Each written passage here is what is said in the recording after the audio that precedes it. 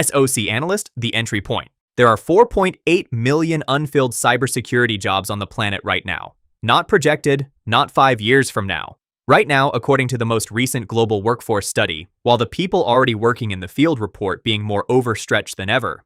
The most common way into this field is SOC Analyst, averaging around $90,000. You're monitoring security tools, triaging alerts as they come in, and doing initial threat analysis to decide what's a real incident and what's noise, the foundation that every other role on this list builds on top of. Beginners typically start between $65,000 and $95,000 depending on the market, and whether you're coming in with any prior IT experience.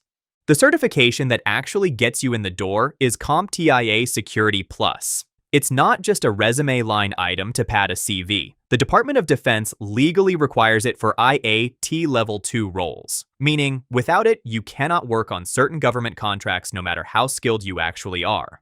That single requirement creates a permanent floor of demand for the certification regardless of broader market conditions. Certified candidates earn $15,000 to $20,000 more than uncertified candidates starting out in equivalent roles, which means the cost of the exam, a few $100s, pays for itself within the first month of employment. Here's the warning almost nobody gives you honestly when they're trying to recruit you into the field. SOC analysts who don't actively move into something else within 2 to 3 years tend to get permanently stuck there. The skills you build doing Tier 1 triage plateau quickly, and employers start to wonder why you haven't progressed. If you're still doing the exact same monitoring work after 30 months, you're falling behind where the market expects someone with your experience to be.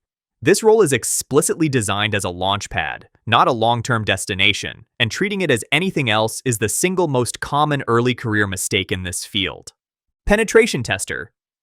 The role with a certification that actually predicts skill.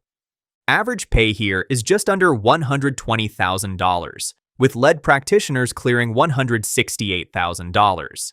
And this is one of the few corners of tech where you genuinely don't need a degree. Consulting firms and security testing companies routinely hire based on demonstrable skill and a portfolio of real findings over a diploma. The certification that actually means something here is OSCP. Most security certifications test whether you can answer multiple choice questions. OSCP requires you to break into systems in a live, timed lab environment to pass. If you're hiring a pen tester and they don't have it, ask what they have instead. This is one of the rare fields where a certification genuinely correlates with whether someone can do the job.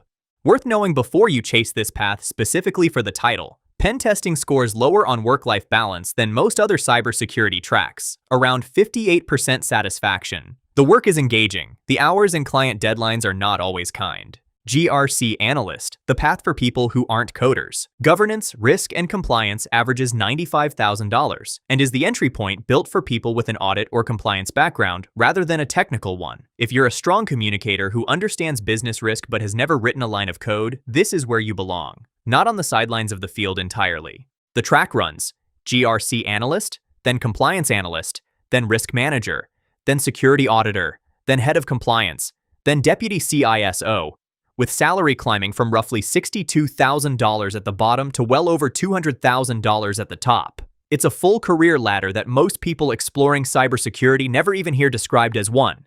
Cloud Security Engineer. Mid to senior cloud security engineers earn $130,000 to $175,000.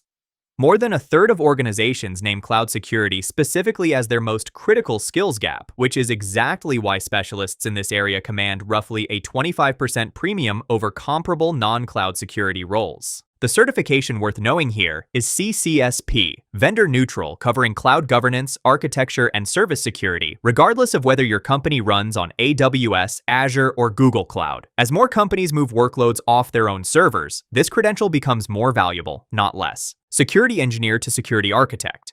In 2026, security engineers earn roughly $110,000 to $165,000 at mid to senior level, and CISSP holders specifically push toward $150,000 to $185,000. The single biggest compensation jump on this entire career path happens at this transition, moving out of Tier 1 SOC work and into engineering. The reason is the nature of the work itself changes completely. Monitoring and triage become building, automating, tuning, and owning outcomes rather than reacting to them. At the top of the individual contributor track sits Security Architect, averaging $192,840, designing enterprise-wide security strategy, and directly influencing decisions worth millions of dollars, all without taking on a single direct report. If you want to stay deeply technical and never manage anyone, this is the ceiling, and it's a very high one. The specialist track's worth knowing about. A few newer paths are worth a mention before the top of the ladder. Zero Trust architects earn $140,000 to $250,000, designing systems that assume no user or device should be trusted by default. AI security engineers earn $125,000 to $230,000 or more, and it's one of the fastest growing specializations in the entire field. The majority of professionals surveyed believe AI is creating entirely new categories of cybersecurity careers that didn't exist 3 years ago. DevSecOps engineers average $148,000, building security directly into the software development pipeline, rather than checking for problems after the product already shipped. CISO is the highest paying role in the field, with base salary between $220,000 and $420,000, and total compensation at large companies clearing $700,000 once equity and bonuses are included. Here's the detail that reframes the entire role for anyone who assumes it's a deeply technical job. At CISO level, you spend roughly 70% of your time on business skills and only 30% on technical oversight. The job becomes risk quantification and business impact analysis, translating technical threats into language a board of directors will actually act on and fund, managing a multi-million-dollar budget, negotiating with security vendors, and leading incident response under genuine public pressure when something goes wrong and the company's reputation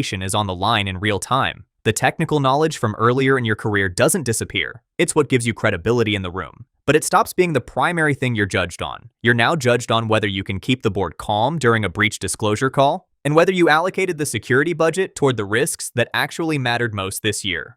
The honest timeline: 8 to 15 years from entry level to director, with CISO roles generally reachable only after 15 to 20 plus years of combined experience across multiple of the roles already covered in this video. This isn't a role you fast track into with a bootcamp and a certification.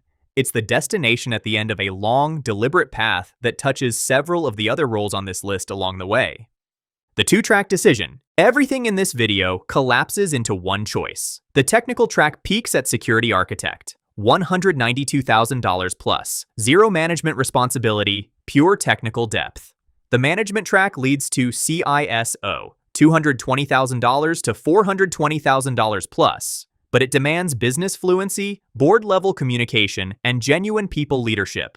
Both are well compensated. Both are entirely viable. The right one depends on whether you'd rather be the person solving the hardest technical problem in the room, or the person explaining to the board why that problem matters and what it will cost to fix it. And whichever path you pick, 4.8 million unfilled positions globally isn't a future projection. It's the unmet demand sitting there right now across every single role in this video. Almost every role on this list has a specific certification attached to it that actually moves the needle, and several that don't, despite what training companies will tell you. Every IT certification explained, which ones are worth the money, is on screen right now.